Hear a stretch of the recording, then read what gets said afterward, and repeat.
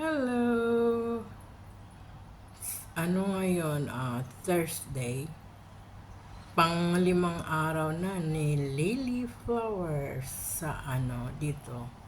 Kasi Sabado nung binili to. Ano pa siya, yung wala pa lang, wala lang kadating-dating. Parang ganyan, oh. Parang ganyan na. Ayan, ganyan lang sila. Ito pa, yung ganyan, oh. Yung kulay green lang nung binili. Pero ngayon, ito na sila. Oh. Ayan na siya. Ang ganda. Ang ganda. Pero ano lang siya, single petal. Yung double kasi mahal. Mas maganda yun. Ayan, oh. Ano na sila. Bumuka ang bulaklak. Ito, oh. Medyo dark na yung kulay niya. Mga 2-3 araw na lang yan. Bagsak na yan. Lalaglag na. Kusang maglalagas. Kung baga, sabi nga. Pagka ano na. Bali, pa 1 linggo siyang maganda.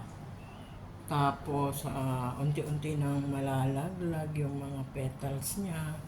Mga dahon, mag-iitim na hanggang 2 linggo. So, tatapon na pagka 1 linggo lang yung kanyang kagandahan.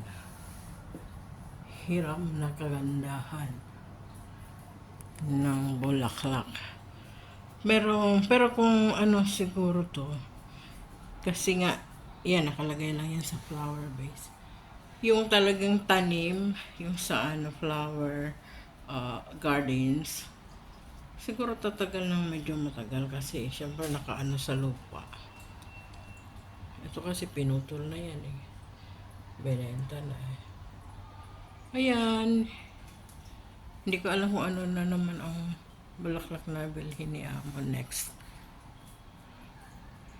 May bulaklak siya para meron akong mabibidyo. Ayan na muna at bye-bye.